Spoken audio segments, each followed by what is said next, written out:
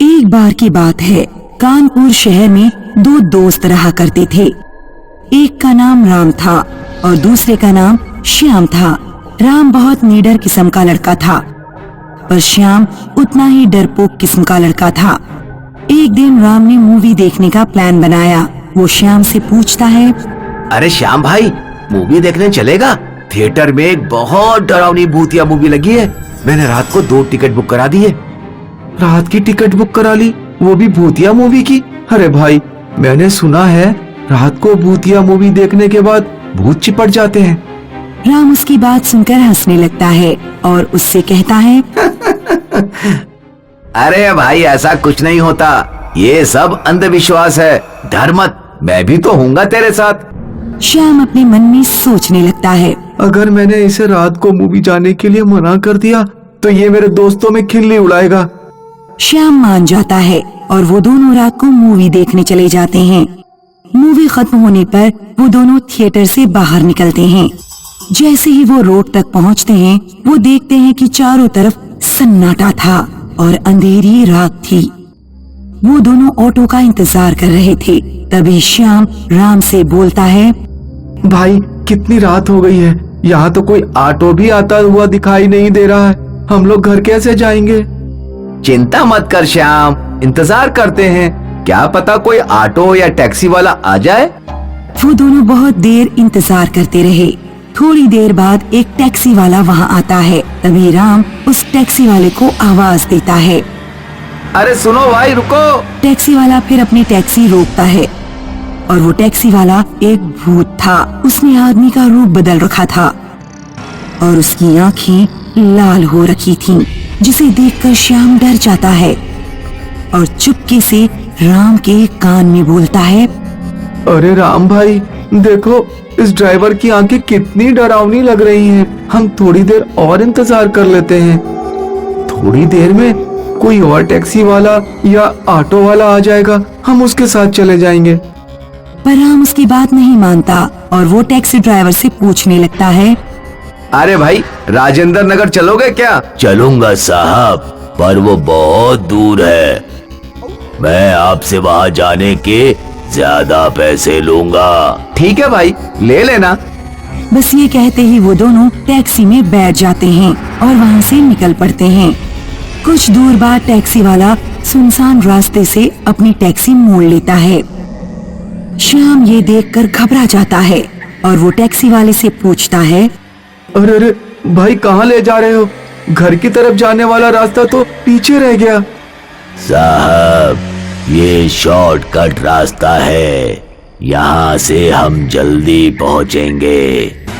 फिर वो टैक्सी वाला अपने मन में सोचने लगता है, अरे आज तो मजा आएगा। दो शिकार फंसे हैं, आज तो पेट भर के खाऊंगा।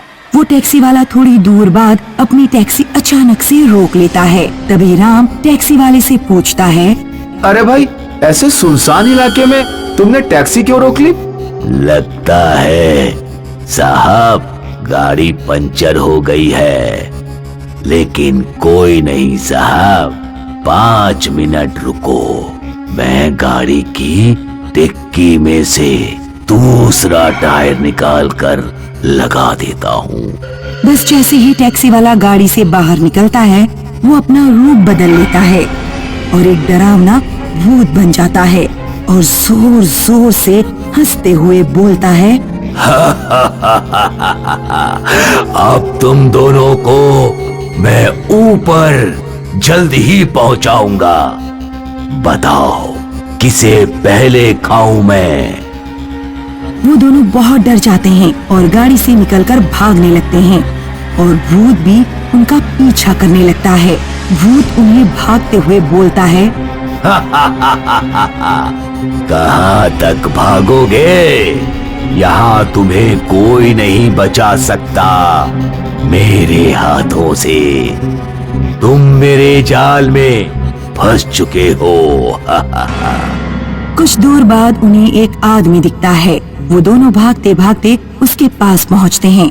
वो दोनों उस आदमी से कहते हैं, अरे मदद करो भाई, इस भूत से हमें बचाओ। पर ये क्या, वो तो एक भूत था। वो अपने असली रूप में आ जाता है। वो दोनों उसे देखकर और ज्यादा डर जाते हैं। वो जैसे तैसे करके वहाँ से भाग जाते हैं और भागते भागते उन्हें दूर से एक रोशनी चमकती दिखाई देती है। जैसे ही वो दोनों उस रोशनी के पास जाते हैं, वो देखते हैं कि वो तो एक बूढ़ा बाबा था, जिसके एक हाथ में लालटेन थी और दूसरे हाथ में एक हथियार था। पर इस बार वो दोनों डरे हुए थे। पर राम हिम्मत जुटाकर बूढ़े बाबा से पूछता है, हमें बचाओ बाबा, इस भूत से हमें बचाओ। घबराओ मत बालक, मैं तुम्हें भूत से बचा लूंगा। मैं भूतों को मारना जानता हूँ, तुम बस पीछे हट जाओ। ये कहते ही वो बूढ़ा बाबा उस भूत के सामने आ जाता है। बाबा के हाथ में एक हथियार था। उस हथियार से भूतों को मारा जाता है। इतने में भूत बूढ़े बाबा को कहने लगता है, हट जाओ मेरे रास्ते से बाबा, ये दोनों मेरे शिकार हैं।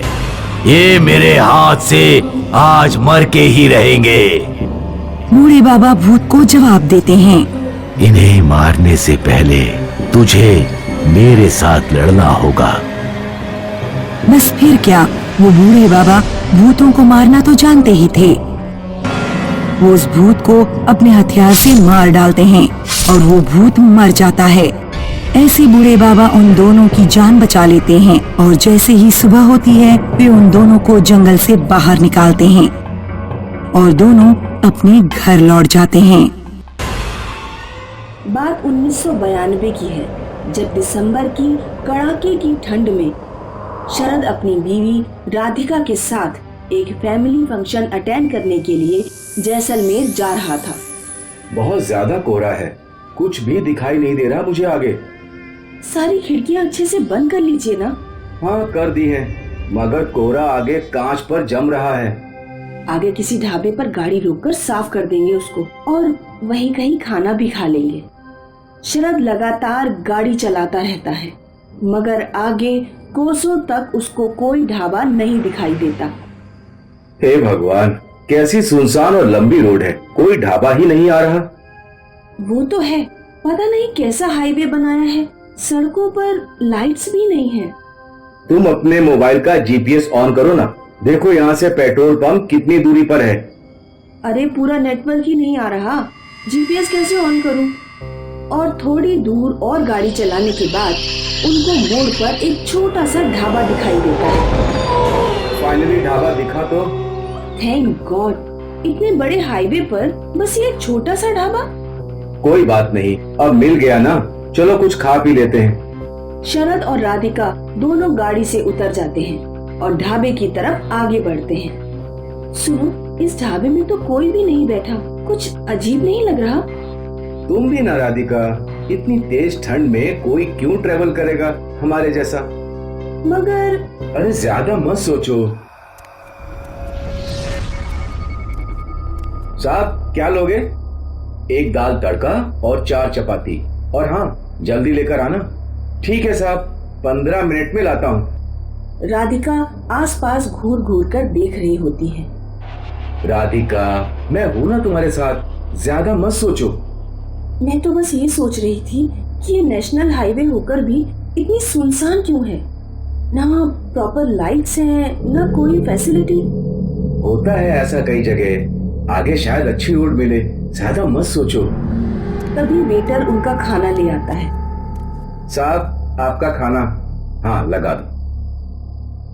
सुनो, यहाँ से अगला पेट्रोल पंप कितना दूर है?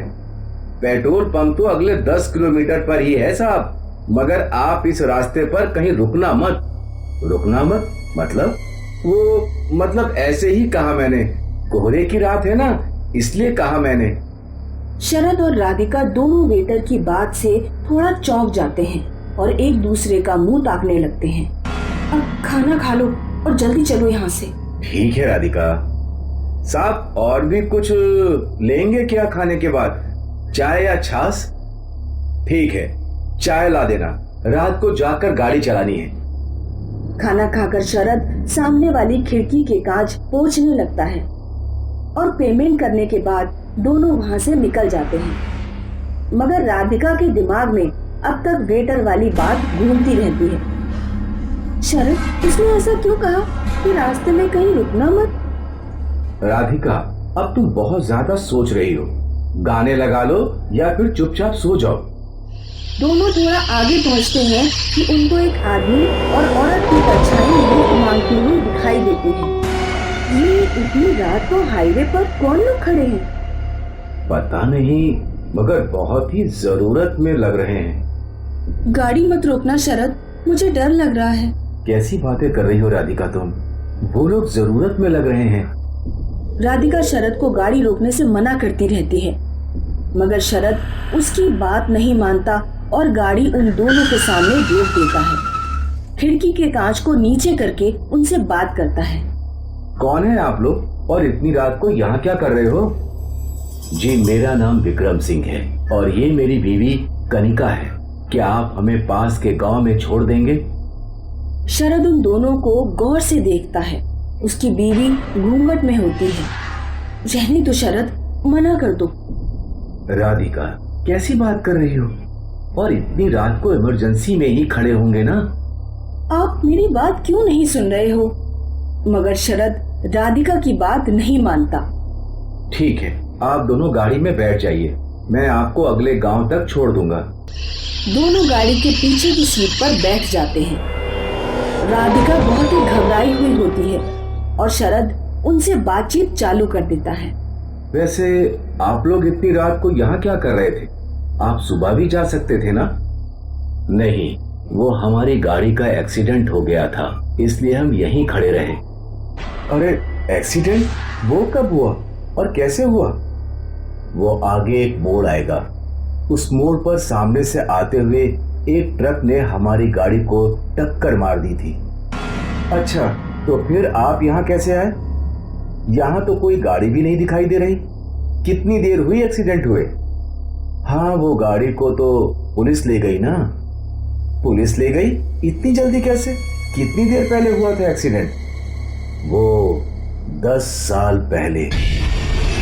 10 साल पहले सुनते ही अचानक शरद की गाड़ी का बैलेंस बिगड़ जाता है और वो चौंक जाता है।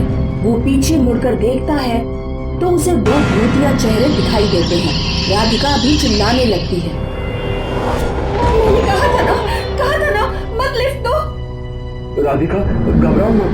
तो क्या करूं अब? शरद गाड़ी के मिरर में देखता है तो उन दोनों का रूप पूरा बदल चुका होता है और दोनों जोर जोर से हंसने लगते हैं।